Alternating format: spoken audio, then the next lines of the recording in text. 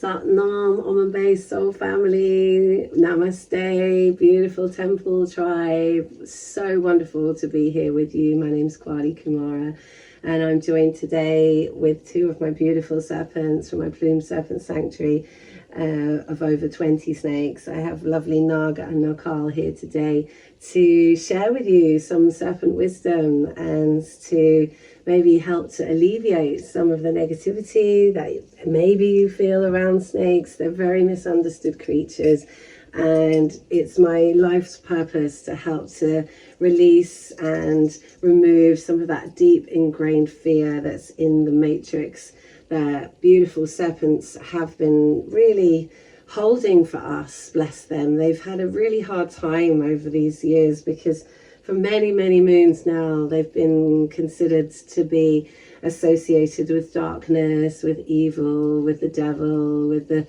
lower vibrations, and many different words that we say about them, even on a subconscious level in our Western world, are negative by nature. You know, we often refer to someone that's not been acting very pleasantly as a snake, or has a forked tongue, or there's many different examples where snakes in the Western world have been being degraded through no fault of our own. It's really just a miseducation. People don't understand serpents, and sadly they were given such bad press back in the Garden of Eden that they've never truly recovered from that. And actually, this was really a story of female empowerment back in the garden, right back when they first received the negative energy that was cast upon them as the devil incarnate. They were accused of being the snake on the tree of life that enticed Eve into eating the fruit. Well, when we flip the script of that story, what we actually see is the serpent encouraging Eve to explore her own free will and to receive the knowledge of the universe. So we can actually flip that script completely to be that Eve is actually being offered enlightenment by the serpent, and that the serpent is perhaps not the devil, but God himself, for giving her the opportunity to express her free will and to become human and experience and to feel and to be led by her own intuition and to live her own destiny path.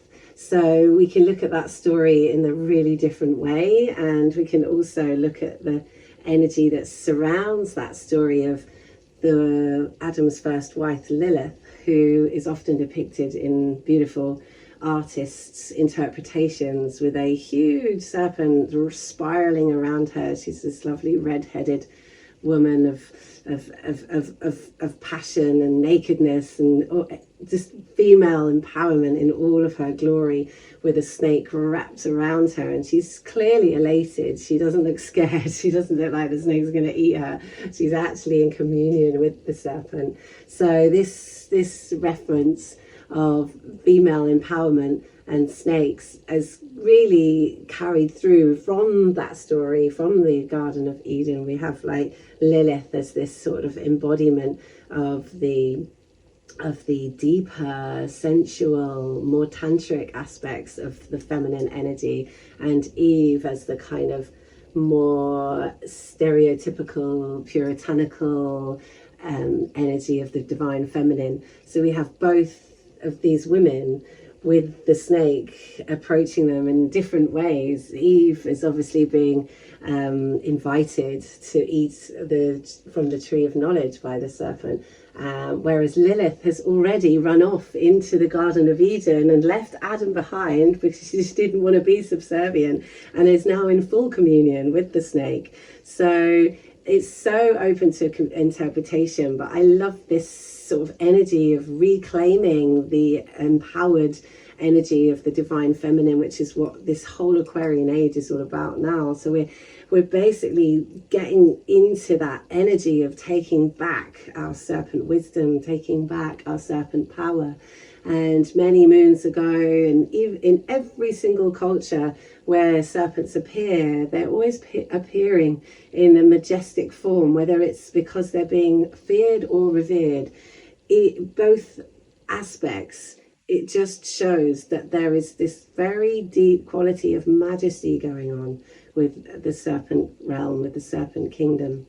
Whenever we look at serpents throughout space and time, whenever we acknowledge their energy, if you look into the Eastern philosophies, into any culture that has a very deep spirituality as its core, you will always find a serpent. So we're looking at the Druids and the pagan for our own cultural reference point. We're looking at, they were actually, the word Druid stems back from serpents. So when St. Patrick chased out all of the serpents from Ireland, he was actually chasing out all of the earth worshippers, and with them went their snakes. So it was a metaphor for the snakes being chased out of Ireland, but it was also that the actual spirituality, the Druid, the pagan, the old ways, was being chased out to let the church come in. So even in our own culture, we have got this really, really strong connection with the snakes, even though we may not even realize it.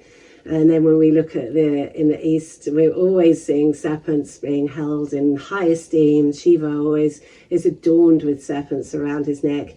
He's literally in communion with the serpent and him. He and the serpent are one. And this is really symbolizing that he is one with all creation. He is one with the being that is closest to Mother Earth, which is indeed the snakes, aside from the little ones, the insects. The snake is literally a part of Mother Earth in that it moves the closest to the earth in its beautiful sensual way, just like the ley lines, which are also serpentine energy. They are Mother Earth serpents, and they are like a live energy. The ley lines are the serpents that are literally our gatekeepers. They're holding our planet energetically for us. They are literally the gatekeepers of our matrix. So, you know, wherever we're looking, we're finding snake. You know, even our own DNA strand is serpentine by nature.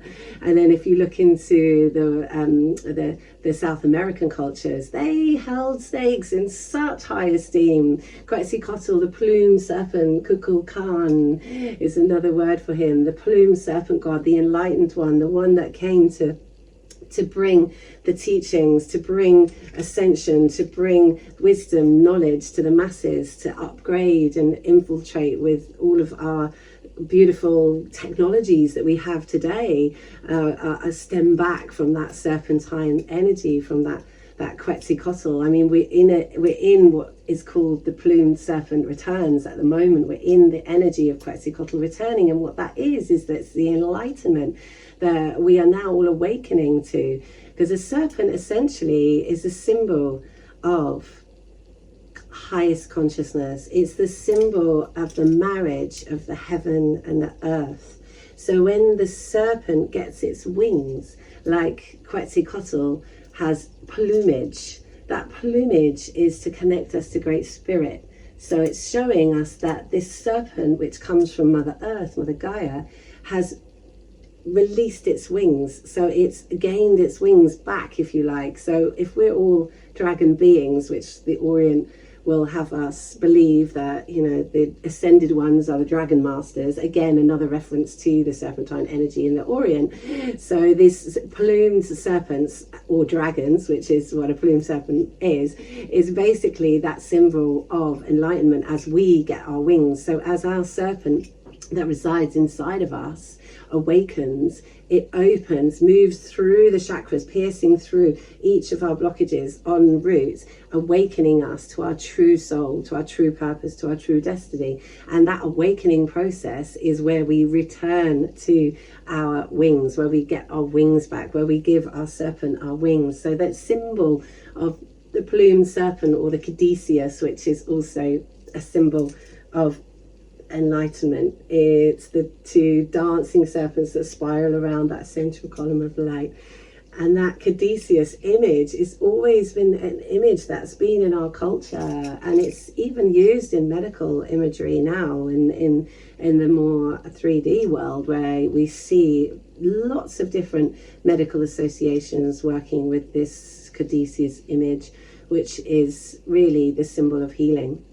So we have the Aurora Boreas, which is another symbol of healing, which is the serpent eating its tail. It's the symbol of unity and completion. And that's, again, another symbol that pops up in our Western culture a lot. And when we look through all of the different references, we always find serpent, ku. The seed sound of the serpent is called ku. And so if you think about Kundalini, or Quetzalcoatl, or Kukulkan, or even Hunabku, which is the center of the universe in the Mayan culture, ku is always present. And ku is the marriage of heaven and earth. So it's the serpentine energy that we all are as children of Father Sky and Mother Earth. The interdimensional serpents of wisdom are called the Kumaras, the ancient ones, the ancestors that are connected very much to these beautiful creatures. And the Kumara energy is the seed sound of the serpent Ku, Ma, great mother, Ra, great father. So it's actually the energy of pure love. So it's basically is the unification of Ma and Ra in the heart of Ku. So you, the sacred child, you, the blessed, beautiful being that is a product of Father Sky and Mother Earth, are the sacred Kumara, pure love, consciousness. And so we're all in our yogic practice, we're all looking to find that state of grace. We're all looking to find that marriage, that unity of left and right, of coming together, yin and yang, for that beautiful neutrality that we all seek as yogis, to bring ourselves into that state of grace, into that oneness with our Creator. And it's my belief that our Creator lives in each and every one of us. And if a great quote that was once said was, if you can't see God in all, you can't see God at all. And that really rings true for me and my work. And that's what I always have in the back of my mind when I'm trying to heal and help people to evolve any fear that they have around the serpent. It's like, if we can't be in love with every single creature on the planet, then that's a part of ourselves that's unhealed and unresolved. And of course, these ones are super confrontational because they're very different to anything we've ever experienced. They're very unique in the sense that, well, they've got no arms, no legs, so they can only hug you. That's how they can show their love to you. And they don't see in the same way as we do. They don't hear, they don't have ears. So they live in a world of vibration, of pure vibration, which is such an interesting concept to me of being a sound healer. As I love to study how this vibrational world that they live in is so different from everything that we experience as human beings. And this is why, one of the many reasons why we find them intimidating, is because they're so different from anything that we know or understand. And the forked tongue aspect, I think, is a beautiful, amazing thing that we've really misinterpreted again. You know, this double tongue, sort of double-minded, double speaking, it's actually a beautiful thing. The forked tongue is representing the left and right hemispheres of the brain. It's literally like the personification of duality. And they're so interesting because serpents have a hemipenis, the guys do. So that's, two, double, as above, so below. They literally are the personification of enlightenment, in my opinion. And they're very much an avatar of the teachings, of Kundalini Yoga. Like when we come together in our serpent healing sessions, when I'm working with people in groups, what we're essentially doing is we're bringing people together to help to alleviate and release any of the fear that any of the students might feel, but also a global fear. So we're trying to lift that matrix of fear that has been shrouding these beautiful beings for too long, because they have been experiencing holding that vibration for us all. And that's okay, because they're actually very good at it. They're natural transmuters, because they shed their skin so regularly. It's like they can literally transform and transmute negative energy in the way that we don't understand. And I mean, we're more similar than we know, in the sense we do shed our skin, but not quite as dramatically as these guys. These guys literally just slide out of their skin and have a completely fresh, beautiful skin underneath that makes them completely rejuvenated. But they go through that process of death. and they go through that process of death, and it takes like about a week and a half for the whole process to happen, and their eyes turn blue and they literally look dead. So it's like they have so many deaths within each of their beautiful little lives, and each time they die, they're being reborn. And that's the part of us that gets intimidated by them, is that this energy of death that they hold. But it's the energy of death that we all need to be aware of, because us as yogis understand it, because this is our whole practice, is preparing us for a beautiful conscious death. You know, Shavasana is the last posture. It's the last posture because it's the most important posture, because all of our physical practice, all of our asana, all of what we do on our mat is all preparation for death. But of course, in our society, we don't talk about death. We don't have this celebration around death like the other countries do. Very much in the Western world, it's something that's very doom and gloom, and we don't connect with it in this really spiritual, deep, profound way. And this is what the serpents have taught me. They've taught me about death, because having so many, they come and they go. And when they go, it breaks my heart. And every single time, I absolutely just devastated at the loss. But as I get deeper into this experience with them, I realize it's the greatest gift that they can ever give me, is their ascension. And I feel them alive and around me more than ever when they've passed on. And it's really helped me to understand the process of letting go. And I've watched that with my students as they've let go in class, and they've turn from fear to love, and then all of a sudden they are so in love they don't want to let go of the snake and let it come back to me or to go to the next student. So it's very interesting how they're such subtle beings, but they work their powerful magic so profoundly on us as individuals and bring up whatever is unresolved within us. And that's really why people are so traumatized and terrified by them, because there's so much depth to them, and there's so many different reasons why we're being confronted by them. So we've spoken a little bit about the religious aspect and the false spirituality and the false stories that have been told about them, and of course the demise of the goddess. You know, when the goddess was squashed by the masculine energy, the serpents were connected to the goddess. So we can look back over time and we can see that wherever there's negativity towards serpents, there's usually underlying negativity towards females and them being in their power. So we always think about there's different stories of Medusa, for instance, the great beautiful queen who was extremely beautiful, and then she had a really traumatic time, Medusa. If you look into the story of that, it's a really tragic story, but it's also a story of female empowerment, how she became so almighty and so powerful that she was not only revered but feared, because she was such an almighty serpentine goddess. So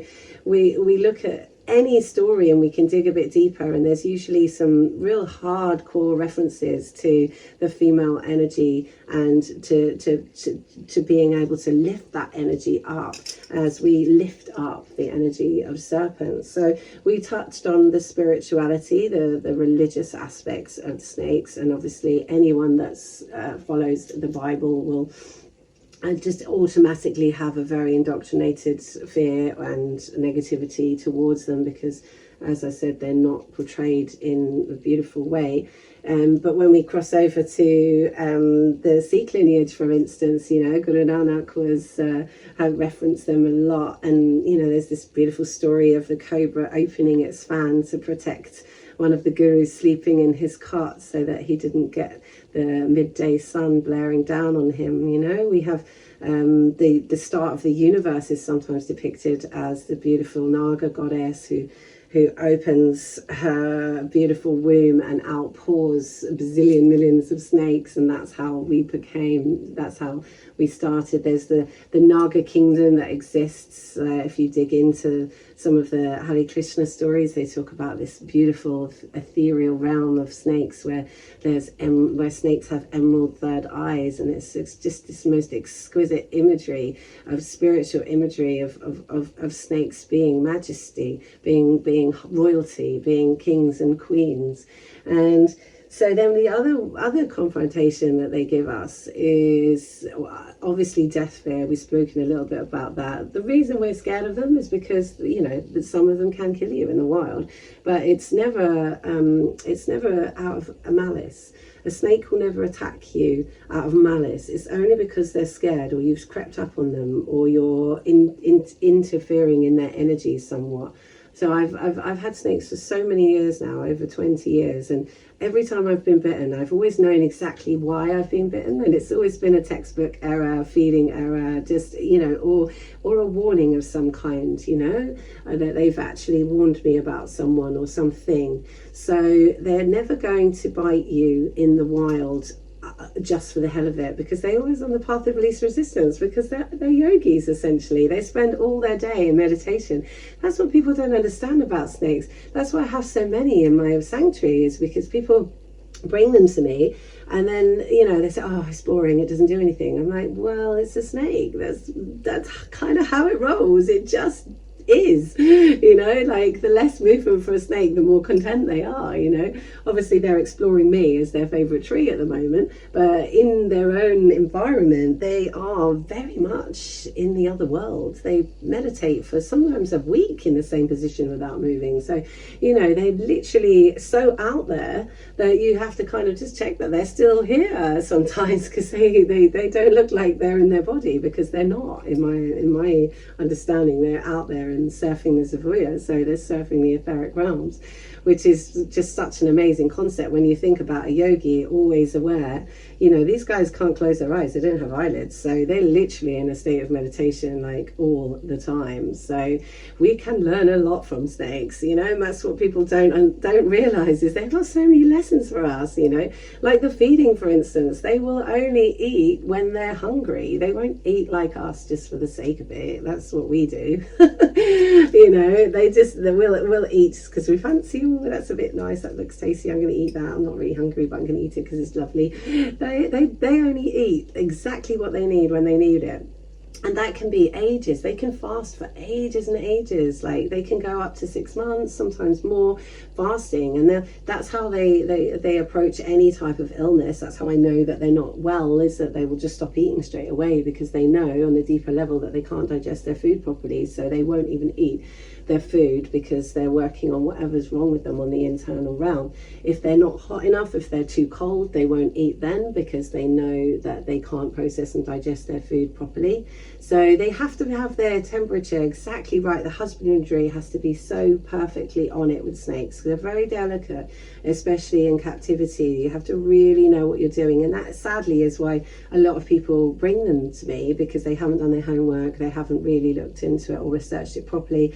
They don't realize they live up to 30 years, some of them, you know, and they don't realize that some of them, like, they just don't like rats, they like mice. So you know, it takes a bit of a process of elimination, but I can pretty much know within a week what's wrong with the snake when it gets brought to me. But obviously that's taken a lot of time and a lot of experience, and I've learned a lot, and I've lost many who've gone home accidentally, or there's been many different lessons and teachings that they've given me, even going home on behalf of another, saving someone's life. They've energetically sacrificed themselves so that someone else can live.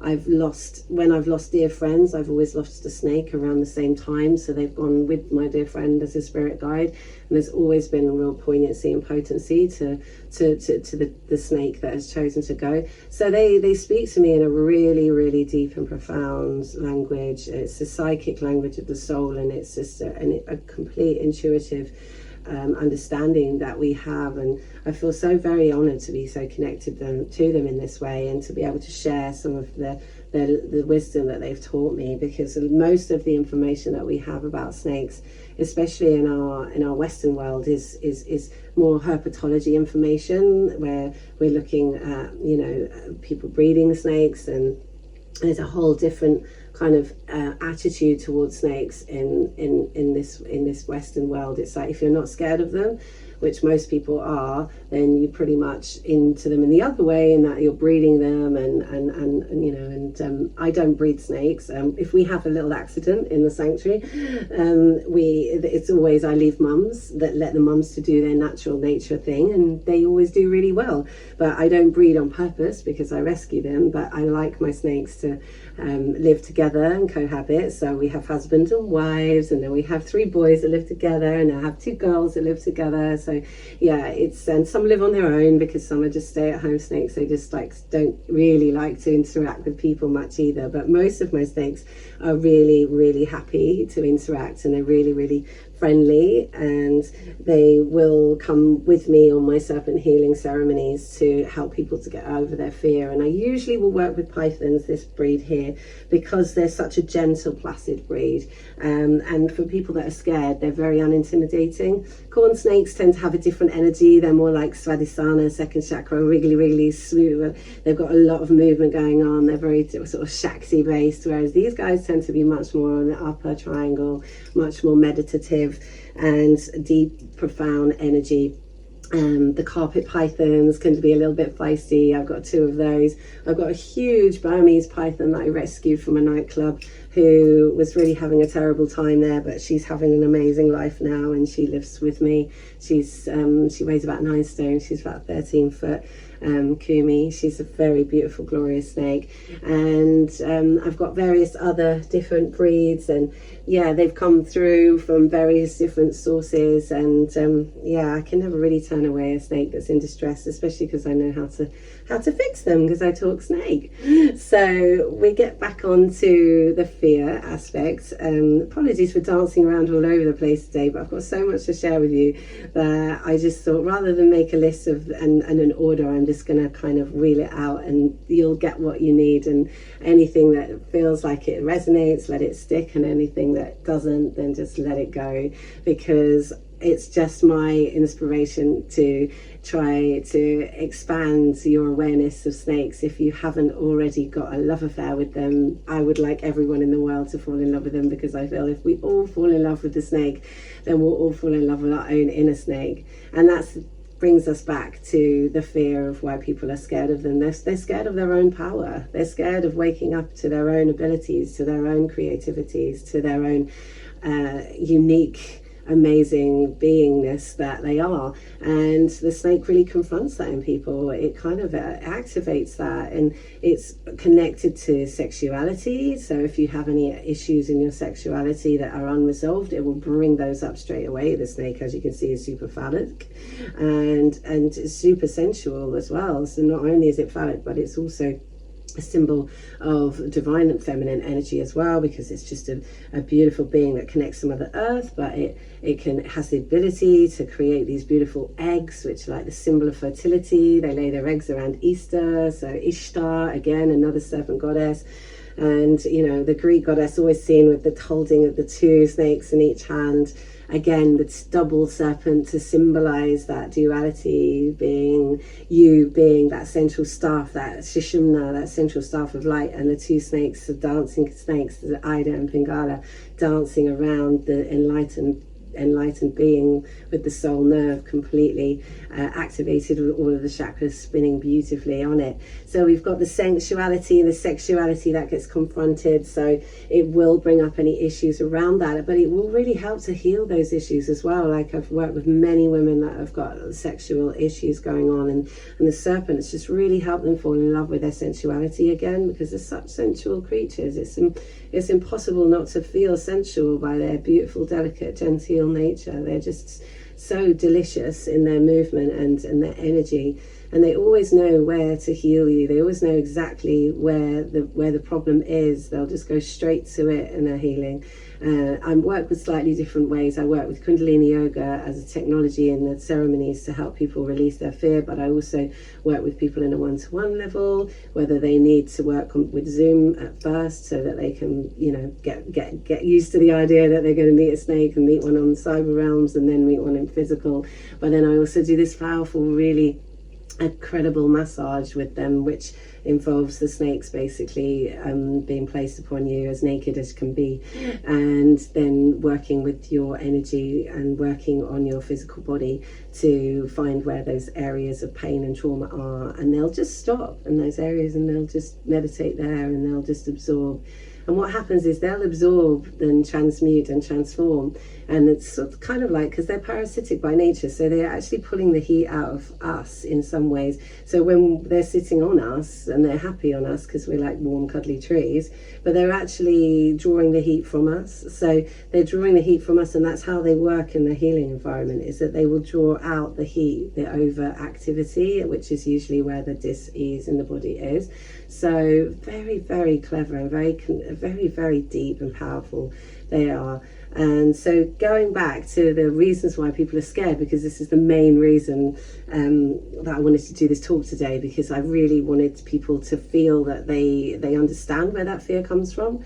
So we've got the false spirituality, we've got the sexual energy being confronted, we've got the death fear, which is the big one, because they're literally like masters of the death realm. They are the symbol of transformation, hence why they're the symbol of enlightenment, because enlightenment is transformation. So we've got that. We've also got the past life thing going on. So if you've had experience in past lives, that you may well have experienced serpents in a negative way in a past life, and that could easily have rolled over. So that can be another factor. And generally speaking, it's because they're completely misunderstood. That's like the most important reason, and why they are so feared, is that they're misunderstood, that people haven't been educated about them, because we've been given all of this negativity to all we've heard about them is negativity, especially in the West, not so much in other countries where they're so revered. But you know, we just have to release that negativity if we can. We have to just work through it in whatever way we can, because the fear vibration is the vibration that we're currently in. We're really working to remove this collective fear, which is what we've had projected on us.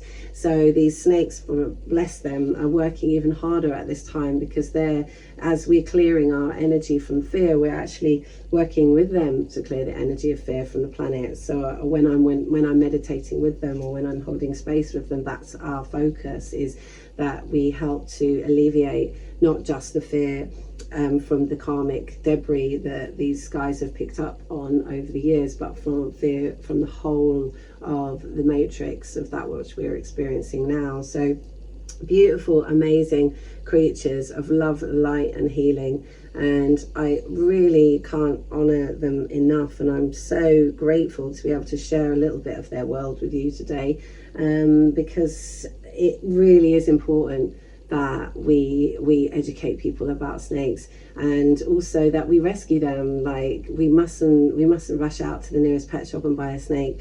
That's really been the greatest sort of learning for me when I first became a snake charmer, shall we say. That's how I got into snakes, and snakes got into me. I was given my first snake by someone who couldn't look after it anymore, and they saw that I had a connection with it after we had a beautiful moment where we had to make friends because it had escaped out of its tank, and I was home alone, and I hadn't held it at that time. I'd not long moved in, and I realized the snake was out of its tank, and I thought, well, it's going to have to get back in, otherwise it's going to die because it's too cold. So I then had to sit with myself and think, how do I feel about handling a snake? I've never even thought about handling a snake. All I've really known about snakes from my youth was that my best friend at school was absolutely terrified of them. She couldn't even look at them on a page without going into like full-on convulsions. So that was the only sort of time that they'd really come into my consciousness. So I was aware of that fear at a really early age, of the effect that they could have on someone. And I never understood it, because I just always thought they were very beautiful, but I'd never had the opportunity to hold one until this moment. So I began looking around the bedroom, and no, I couldn't find it anywhere. I looked around the living room, and like in a movie, the lights went off because the electric box had run out. So I was like, oh, here I am with a snake in a dark room. This is probably not the best time to look for it. I'm going to have to kind of like give up and come back in the morning. So the next day I woke up really early when I had the natural light, and I ransacked the room and I found it underneath the television cables. It kept itself warm, very clever, very enterprising. So it kept itself warm, wrapped up under the cables. And so then I had that moment of I'm going to have to work out how I'm going to get you into the tank. And then I realized that I had some fear myself, and so I just sat with it and I connected to the snake and I explained what I was going to do and that we were going to get her back into the tank. And we did. It took a little bit of psychic communication, and then I just told her what was happening, and I gently picked her up and we had a cuddle, and then I put her back into the tank, and then from then we became great friends, which is why the friend actually gave her to me in the end, because he could see that we'd developed this connection. So I renamed her Kundalini, which was the only name that I knew to be appropriate for a snake. I always knew what the name was. I wasn't a Kundalini teacher at the time. This is over 20 years ago. And so I named her Kundalini. We had a beautiful life together, and one day she happened to be out on location with me. I was moving from one place to the next. I had her in her basket, and we stopped via a party on the way through, and we went into this beautiful rave, and it was like a really full on sound system, very loud, very full on. And I went up to the security, and I said, I've got a snake in my bag, my basket here, and I'm really terrified to leave it anywhere. Can I place it on my neck so I know that it's safe? And he was like, yeah, of course you can. I said, really? He said, yeah, you do know that snakes are the only creatures that are allowed in this kind of environment. And I was like, really? He said, yeah, because they haven't got ears, so they're not going to get damaged by the sound. He said, but just look after it and keep it close to you. I was like, oh, don't worry, I'm on stage anyway, no one will be able to see it, touch it.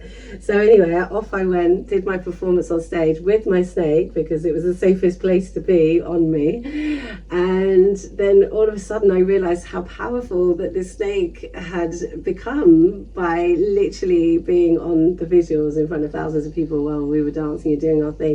I noticed that the guys had zoomed in onto her, and I could see the crowd and the reaction that they had about seeing a snake in that environment at that moment, and whatever headspace they were in. That was obviously a very trippy thing to see someone dancing with a snake on stage, and not knowing whether it was real to start with, because they're very chill, they're very calm. It just sits like on my neck, or it just sits on my head, and you know, people a lot of the time are asking, is that a real snake?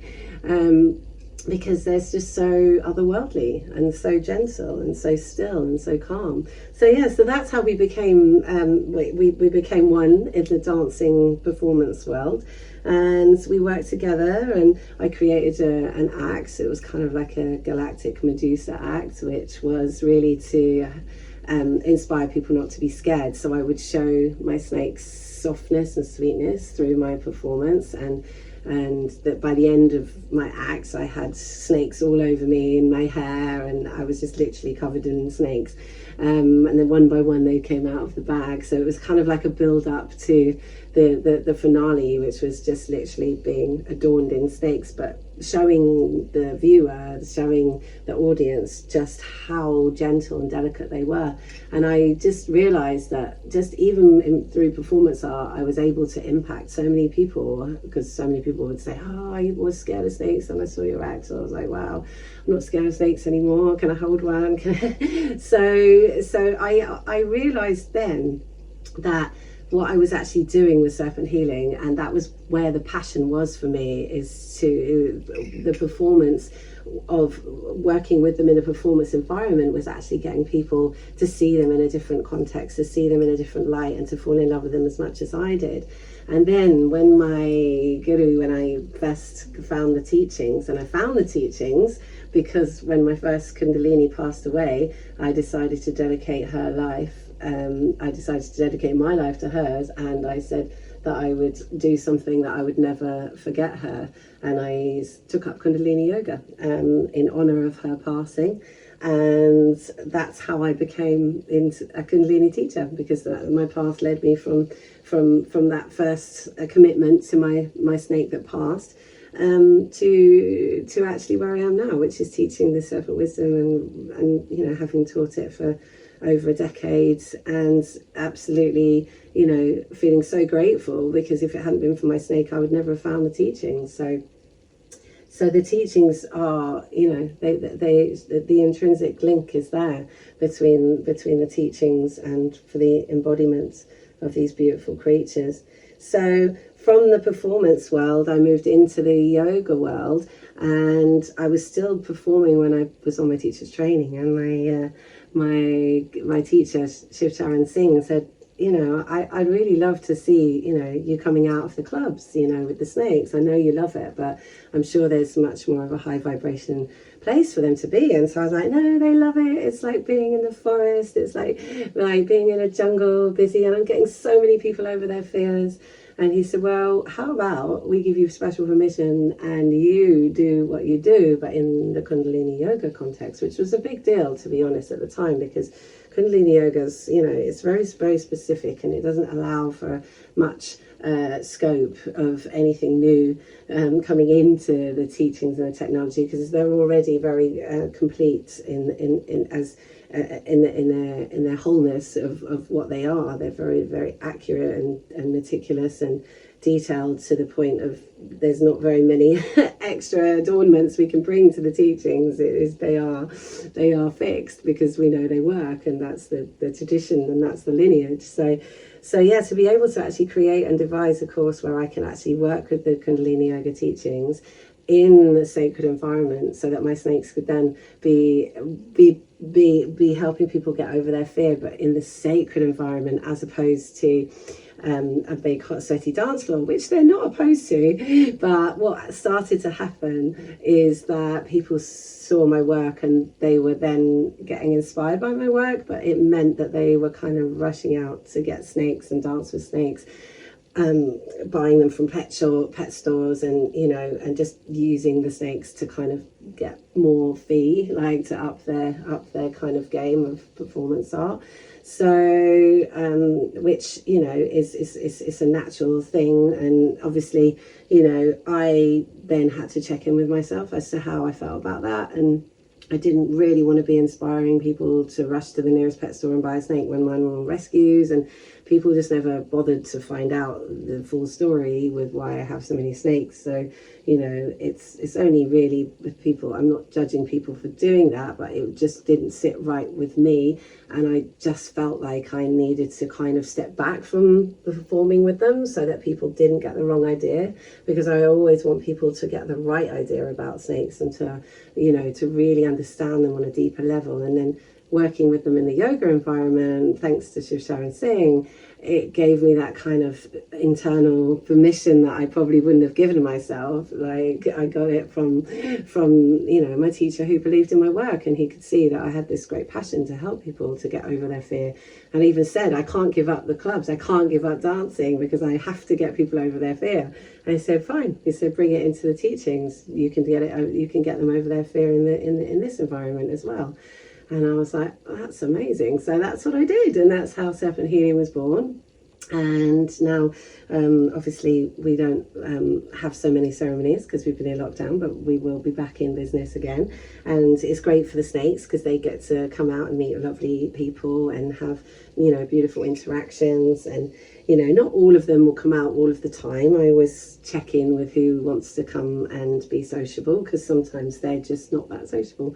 And if they're shedding or they're digesting, then you definitely leave them alone. They don't want to be touched at that time. You know, it's like ladies on moon time. You just don't want to be touched.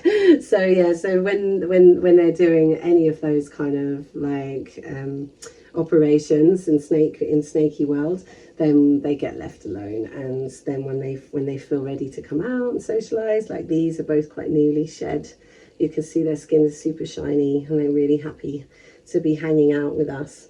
And yeah, so most of the time they will just hang out in meditation. Ball pythons, which is what these are, they're also called royal pythons, and I think that's because they are so majestic, and they do tend to just go to sit in the crown of the head, just like the Egyptians have in their beautiful headdresses. You know, that's again another symbol of enlightenment, the Egyptian headdress, the cobra fan. So the cobra is the fan, it's like the wings that I spoke about earlier. The cobra, the royal cobra, this is like the highest and mightiest of all the snakes, because it has this wonderful plumage, winged fan hood, and that again is the symbol of enlightenment, which is why we see Lord Shiva with the cobra. He always has the cobra either around his neck, or you know, sometimes it's his staff. You know, even in the staff, even in the Bible, you know, there was the story of the staff that became the snake. You know, so we need to look at the snake a lot more. We need to dig a lot deeper as a society, as a culture. They have got so much to share with us. There's so much wisdom in them. They're such powerhouses, such storehouses, such avatars of ancient wisdom, that we are just so untapped into that. And it's, you know, only really people that are on a spiritual path that will feel connected to them, you know, in that way. And it's kind of, it seems to be, you know, the less people become afraid of them, then the more they actually fall in love with them, you know. And even if we go from the right hand path of yogi practice to the left hand path of tantra and shamanism, they're always featured in tantric exercises and activities, because we're always working on awakening this Kundalini, this sexual energy, this creative energy. And as well as the tantric aspect of it, if you look at the shamanic cultures, where we go to maybe the Native Americans, who always held them in high esteem. When we look at the sacred medicine plants, the spirit of ayahuasca, for instance, is always seen as a serpentine energy. And, you know, it's my feeling that that serpentine energy came alive through the tree of knowledge. You know, the fact that ayahuasca comes from a sacred tree, and the serpent was wrapped around a sacred tree that had all of the knowledge of the universe within it. You know, we can dig into that as a bit of a juicy subject as well. So this is all just food for thought for you to just have a little ponder on how you feel about snakes, and how your instinct is when you are confronted with their energy. And hopefully by seeing them even just today, if you've got some animosity around them, you'll have picked up how gentle and sweet and kind and delicate they are. And hopefully, if you haven't, then please get in touch, because we can totally do some more work around it and get you over whatever fear is holding you back. Because once you've turned that fear to love, it's the most liberating feeling. I have so many people say to me afterwards, I can't believe it. I just feel so different, because I was just holding so much fear, and now I'm not scared of snakes. I'm not scared of anything. And that's a beautiful thing, and that's why I love my work so much. It's just that, you know, tipping over from fear to love. It's just such a beautiful, amazing gift to give someone, to help them to have that moment. It is like an awakening when someone finally becomes one with the snake and lets go of the animosity they have for them. You know, it's just nothing more profound to watch. It's, for me, it's like watching a baby be born, you know, or, you know, even the point of death, you know. It's like those two very powerful moments.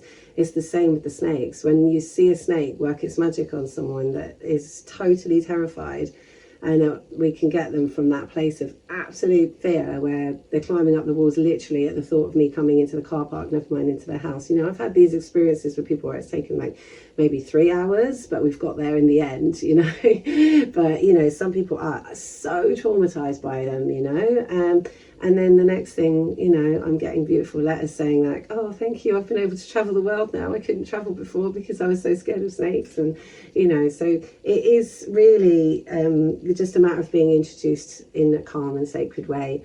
And getting back to another reason why I left the kind of club scene, as it were, is that I don't want to encourage people to go and buy a pet from the nearest pet store, because that's really encouraging the breeding trade. And I don't think that we need to encourage that anymore, because there's so many unwanted reptiles out there. There's so many unwanted snakes that need good homes, that if you can and you feel inspired to take up an ally, a serpent ally, then please do your homework, and please, if you can, always try and rescue, because the source is everything. And not to say that breeding's terrible, because actually there are some species that we're preserving over here because we're breeding them. There's some species that are not thriving in the wild, so there is always a good side to it. But then, like with everything and export, there's always that underbelly of energy that might not be so conscious. And a lot of the snakes that are being sold have been caught and bought, and therefore if your snake has been pulled out of its natural environment, in my understanding, that snake knows it's missing out on something. Whereas when they're bred in captivity, it's not such a trauma for them in some ways, because they are really chilled out beings, in the sense that even in the wild, they stay predominantly in one area. They have their kind of place, their rock, that's their space. They might have a patrol around, but they're not creatures that are, like some animals in boxes, just really are not happy, and it's really unsavory to have animals in boxes.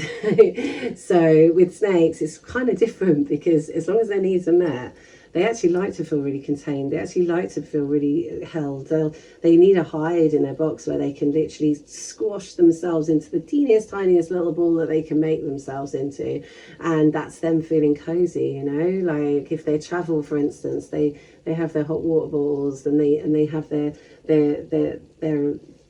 pillowcases that they go in, because then that makes them feel safe and held. And so they are creatures that like to hibernate and meditate, and that's why I love them so much, because whenever I'm with them, they naturally bring me into that state of meditation.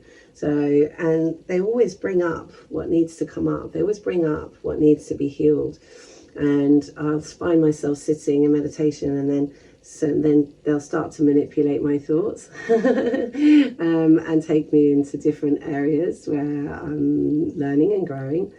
Very much like, how a medicine plant works, I would say, in some ways. They're very, very psychedelic, if I'd be as bold to say, and very, very beautiful. And yes, they do know you, and they can taste everything about you through their forked tongue, with the tip of their tongue touching you. They can take it, their tongue will take all of the messages back up to the Jacob's organ in their brain, and that's how they'll find out everything they can about you. It's kind of like, like a brilliant computer they have in their head that can really tell them everything they need to know about what you are. And so so they're one big giant alimentary canal, so eating machine. But as I said earlier, they won't eat unless they need it. It won't be something that they do for the sake of it. The other beautiful thing about them is that the females are actually bigger, obviously, because they are going to essentially carry eggs. So pythons will lay eggs, for instance, and then boas give live birth. I mean, I find that amazing how some, species will have live babies, like 32 baby boas I think I had by accident in my sanctuary once, when I took in a male, or what I thought was a male boa that turned into a female boa. And so I placed him in with my male boa, thinking it was a male, whilst I was preparing his tank, and they obviously became very friendly. And then I was gifted 32 baby boas as a result of it, which was quite a rude awakening, quite a baptism of fire, because I'd not long given birth to my own daughters. So I had 32 baby boas to take care of, and a newborn baby to take care of, which was really quite hard work, and I wouldn't like to repeat that anytime soon. But they are incredible. But the boas, for instance, are really hard to home because they are so big. So yeah, the boas are tricky. We did manage to find homes for them eventually. It took a while, but these guys, they'll only lay like 6 or 7 eggs, and each time they do that, I give them an opportunity for the mum to sit with them and just to do what she would do in the wild, rather than take them away and incubate them, which is what one does if you're breeding. So because we're not breeding, we're just letting life find a way if it finds a way. It's just nice for them to have the experience of having a partner and laying eggs, and being what they would be in their natural environments. And sure enough, mother always knows best, and we do have some hatchlings as a result of it. Not every batch, but we definitely do have had some magical little moments where I've gone to take the eggs away, thinking that it's time to bury them, and then 2 little heads are poked out. And they're still with us today. So that was pretty impressive. Life always finds a way. So that's a little taster for you, and I hope that's given you some inspiration around why people are so scared of snakes, and hopefully after that you won't feel quite so scared anymore. I obviously do work with them as best we can online, so if anyone has any fears that they want to work through.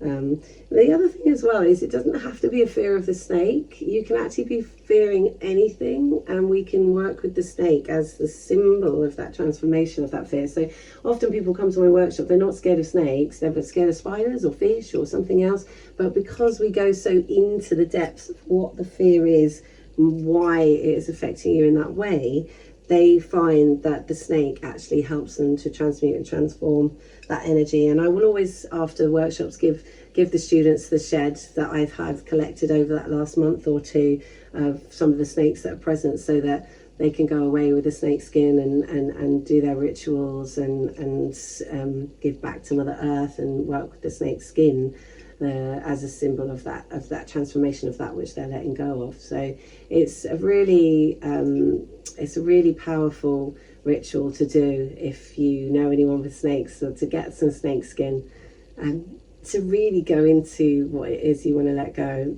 and work with that snake skin as a talisman of that release, because that's how they help us, because they absorb anything that we don't need, because they're natural absorbers and transmuters, and then when they shed their skin, they release it for us. So it's kind of like their role. They love it. They're like ambassadors of transformation. So if they can help you in any way, and me as their guardian, as their humble guardian, I mean, I've had snakes for 20 years, but I still feel like there's so much I don't know, and there's so much more to learn.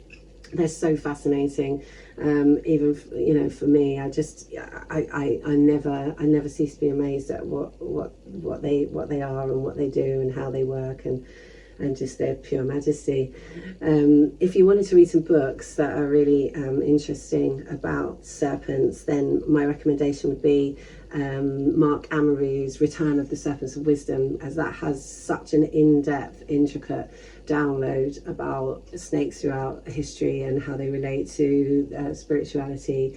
And it touches on all of the cultures that hold them in high esteem, and the Python priestesses, and it talks so much about serpents, but it's quite an intellectual, quite highbrow, quite spiritual read. It takes a little while to read. There's a deep one, but something a little bit more lighthearted, just to get into the energy of the snake and how we're connected to it in the serpentine ley lines, would be Drumbelow Melchizedek's The Serpent of Light book.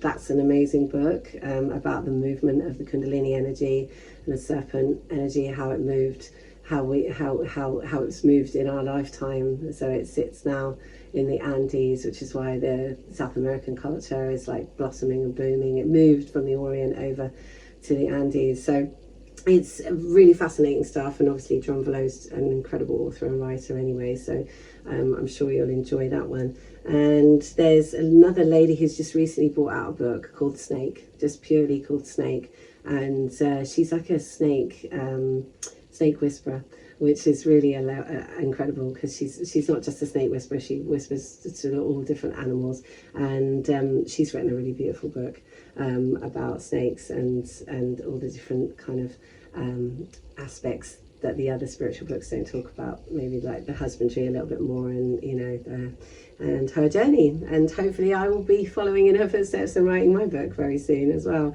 which I've had in my mind for a very long time, which is still crystallizing. So I'm really grateful for you if you've stuck with us to listen to some of that serpent healing energy today. And there's still so much more to share, and I know I've not touched the tip of the iceberg really, but I hope that my dancing around in various different subjects and topics around snakes hasn't been too disorientating. I just wanted it to be a very natural chat, because I wanted just to see what the serpents bring through, because they always know best and they always know what you need. And as a person that's witnessing their beauty and their majesty, I just hope that we've enlightened you today in some way about how exquisite and amazing and beautiful and spiritual and sensual and gorgeous they are as creatures. So yeah, if you'd like to stay in touch, or you'd like to check in a bit more with my work, then kundalinitemple.com is my website, and I teach Kundalini Yoga, gong meditation and serpent healing, and we are there to serve you. So if you want to delve into the wisdom of the teachings of the snake, then my suggestion would be to get stuck into Kundalini Yoga, because that's the most experiential way we can get the serpent wisdom, is actually to feel it through our body, to actually be in physical incarnate and have this beautiful body temple to experience is such a blessing. And to be able to experience the technology of Kundalini Yoga, which is essentially a serpent culture, a serpent technology, which I believe, Yogi Bhajan brought it to the Western world in 1969, but I believe it's way more ancient than that they would have most certainly been practicing the Kundalini Yoga in the ancient pyramids and the Mayan pyramids, and that it was probably quite likely that it was one of the many beautiful things that got delivered to Quetzalcoatl all those many moons ago, would be these wonderful teachings. And all yoga essentially, I feel, comes from a deep connection to the earth, and potentially even communing with the earth and the medicine plants, to have found this beautiful technology for it to come through in these heightened states of consciousness. So whether it was delivered from another planet via the Plumed Serpent ones, or the ancient Kumaras, or whether it was sprung from ingesting beautiful medicine plants that create spontaneous asanas, whichever way we look at it, there was a serpent involved. Whether it came from the sky or it came from the earth, it was there, and it was part of our awakening and part of our incarnation into being. So us beautiful serpentine children, whether we like it or not, and that might not be nice to hear if you don't have a love affair with snakes, to hear that you come from snake, and of course, the other issue that we have as well is the whole negative press that's associated with the reptilians. They've been given even more bad press there with the kind of recent karmic debris that's kind of being held over them from the the negativity of the reptilian race, etc. But for me, I have never seen them as anything but pure consciousness, pure being, and I feel we have so much to learn from them.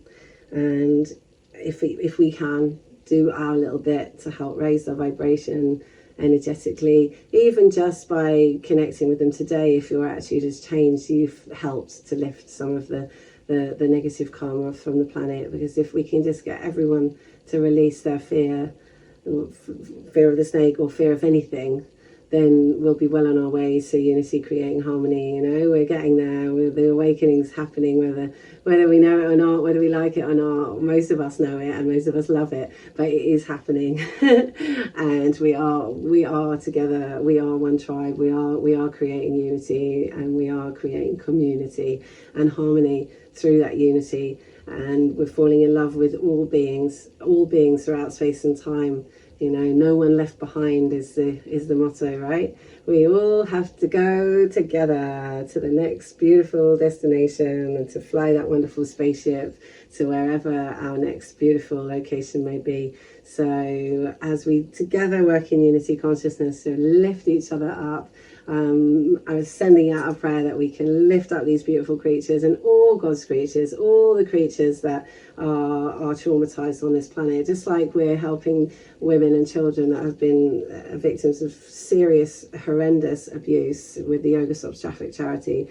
You know, there's many animals on this planet that are experiencing horrendous abuse as well at this time. So let's really work together as a tribe to just end this now, this inhumane behavior towards our fellow brothers and sisters and our fellow beautiful sentient beings.